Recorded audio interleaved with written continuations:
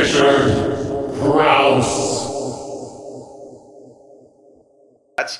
They market like you read about. They're just like, look, like I said, everybody's going to know about the movie. They led, oddly enough, with a trailer that I didn't agree with. Like, they put out a trailer for Cop Out that I was like, you're kidding. This is the trailer? Our movie is so... I love the opening in terms of, like, from the studio that, and there's funny stuff in it, but I'm like, there is way fucking funnier stuff in the movie. Why aren't you leading with that? Where's all our edgy shit?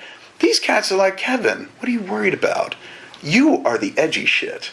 People are going to come because of you. So all these edgy people that you want us to market to, they're going because you made it. So we're not going to... Why reach out to them? Why sell the people who are already going? We're going after your mother, bitch.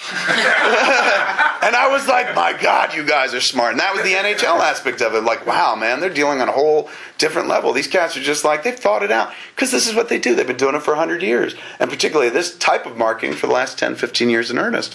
So, I don't know. At a certain point, I was like, you're going to see. We're going to put the trailer out. Everyone's going to shit on it. And the trailer came out, and everyone online, every movie site, shit on it. Every fucking movie site was like, this looks terrible. This is so bad. This is a candidate for worst movie of 2010. It hadn't even come out yet, blah, blah, blah. To a man, they all fucking hated it. Parallel opposite. In the real world, everyone who I ever ran into, and people who I hadn't heard from in fucking years, and all the people on Twitter who I consider to be real people, not movie people, everyone loves the trailer. And I'm like, you guys are idiots. That trailer's not good. And they're like, no, it's really funny, man. And the amazing thing, I knew they were fucking right when my friend's mother was just like, I saw the trailer for your movie. It looks really good. I'm going to go. This woman has never seen a film I've ever made in my life. And for the first time ever, she acknowledged that, hey, I work in film, and she's going. And I'm like, oh my God. And now if she had seen my trailer, the one I wanted, she would be like, oh, it's a gross. You know, but she's seeing the one that they're presenting.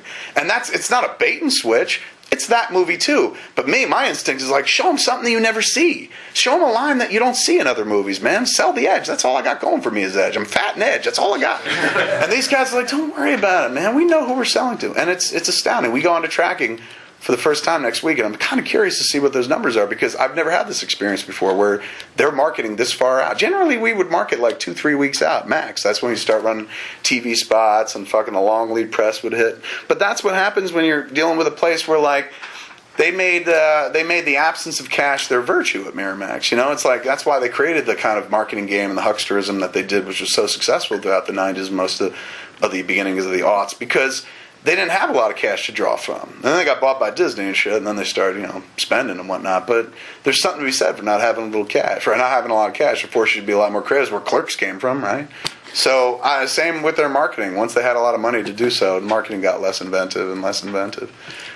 Last question, guys. Sorry. Do you want to talk about Red State, which has been Yeah. for a while? Red State is this movie, this horror movie, a political horror movie, I keep calling it, that I wrote the week after I wrote Zack and Miri. I wrote Zack and Miri Mega Porno, and then I sent it off to Seth to read, and while I was waiting for his reaction, I was like, I'm going to write Red State. And I wrote Red State in like 3 days.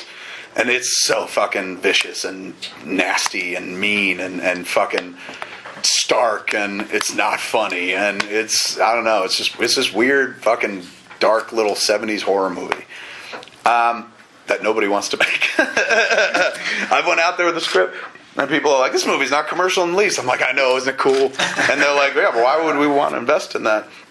So I've had a hard time finding money for it, and I get it. Like, I'm not mad about it. I get it. I don't want to invest in a Kevin Smith movie either, obviously. I mean, I did it once and it worked out, but I ain't doing it again. He's erratic. His record's erratic at best. So I don't know. We can't find cash for it. I imagine sooner or later one day I'll get to a point where I'm like, I guess I'll have to finance it myself and put my money where my mouth is. But I think the most interesting thing that may happen with it is, this is so weird. I was on Twitter, as I always am, and people are asking me about Red State. It was about a month ago. And somebody was asking me about Red State, and I said, there's still no cash, dude. I thought there was cash for a moment, it looked like, and the dude got scared and backed away, so there's still nothing there. And then a dude posted, he tweeted, hey man, what if we paid for it? And I was like, yeah, that'd be great, why don't you pay for it? And then all of a sudden, a bunch of people were like, seriously, like, why not? There are movies out there, they do these independent movies with, you set up a PayPal account and people could donate, why not? And I was sitting there going, well, number one, it would feel weird to, like, ask for money. But I'm like, I guess I'm not asking for money. Like, it's maybe the fucking next step in entertainment in terms of, like, we're always telling the audience what they want to see. And this is an example where the audience is like, we're telling you exactly what we want to see. Go make it. And what's really strange is they never read the script. They don't even know what it's about other than the shit I talked about. But I think there are enough people out there that like the idea of me doing that movie that I talked about. They think it sounds interesting to them. Not to any studio or not to anybody with any money, but to the audience. So it looks like the audience may wind up funding it. So we kind of creating this website, we'll see if it works, to set up and collect donations. It becomes this weird tax nightmare, though, in terms of, like, you know, what do you do? People, you can't just accept free money without the government going, what's going on here? So there's all these implications of when I still got it sounded like such an easy thing online where people were like, we'll just send you money. I was like, yeah, go ahead. If you send me enough money, I'll totally make this movie. But now there's lots of, you know, checks and balances, so we have to make sure that we can do it. But if that's the case, I would be into that, you know? And then I'll match it. Like, go to Re-Raise Online, I'm like, fuck it, you put it up, I'll put it up, and shit like that. And this summer, we're doing this thing. It's my 40th birthday coming up this summer, and we're having a big event in Jersey, and one of which is the View Askew garage sale, where I'm selling every prop I have. I'm selling the past to fund the future. Because if the only way to make Red State is to sell off fucking Jay and Silent Bob's outfits, then so be it. It's time to do it. So we're going to make it. It's going to happen. First up is that hockey movie, because that's where I am right now. Right after that, though, by hook or by crook, my pennies and the pennies of the audience, God bless them, motherfuckers want to see the movie so badly that they're willing to pay some fucking their own money.